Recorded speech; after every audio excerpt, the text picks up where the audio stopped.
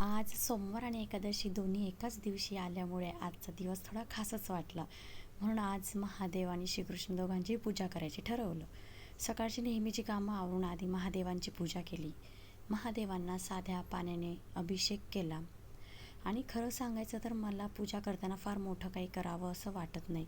जेवढं आपल्या हातून शक्य आहे तेवढं मनापासून केलं तरी छान वाटतं. त्यांना कापसाची वस्त्र अर्पण करून भस्म लावून ओम नमः शिवाय ह्या मंत्राचा जप करून बेलपत्र वाहिले. आणि आज श्रावणातला दुसरा सोमवार. आजची शिवमूठ होती तिळाची, म्हणून महादेवांना तिळाची शिवमूठ वाहिली. फुले अर्पण केली आणि नंतर धूप दीप दाखवून त्यांना नैवेद्य अर्पण केला.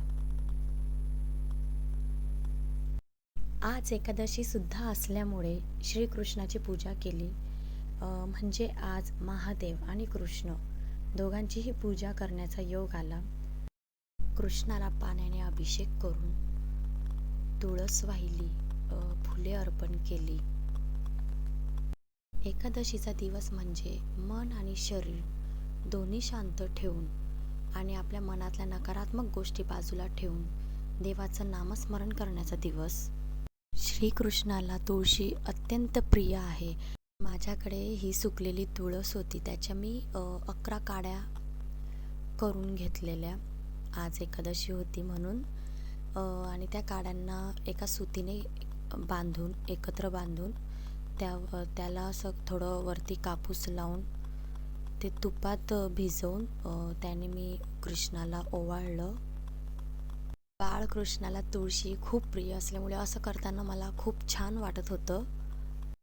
पूजा करताना नेहमी एक गोष्ट जाणवते, आपण देवाकडे कितीही गोष्टी मागत असलो तरी शेवटी आपल्या घरात सगळे सुखी आणि आनंदी असणं एवढंच खरं महत्त्वाचं असतं.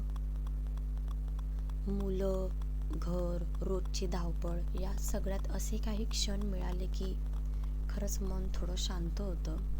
पूजा झाल्यानंतर आज आम्ही कृष्णाच्या मंदिरातही गेलो. तिथे गोमातेची सेवा केली, तिला खाऊ घातलं आणि मग श्रीकृष्णाचं दर्शन घेतलं.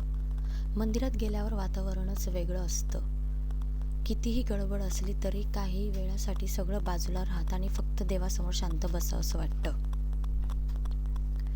आज महादेवांची पूजा झाली, कृष्णाची पूजा झाली, मंदिरात जाऊन दर्शन झालं, गोमातेची सेवा झाली. त्यामुळे दिवस खूप छान गेला असं वाटतंय. आता दिवस संपताना एवढंच वाटतं की देवाने आपल्याला जे दिलंय त्याबद्दल कायम कृतज्ञ राहावं आणि आपल्या हातून जमेल तशी सेवा आणि पूजा करत राहावी. बस अशाच साध्या छोट्या छोट्या गोष्टींमध्ये आजचा दिवस छान गेला. हर हर महादेव आणि जय श्रीकृष्ण.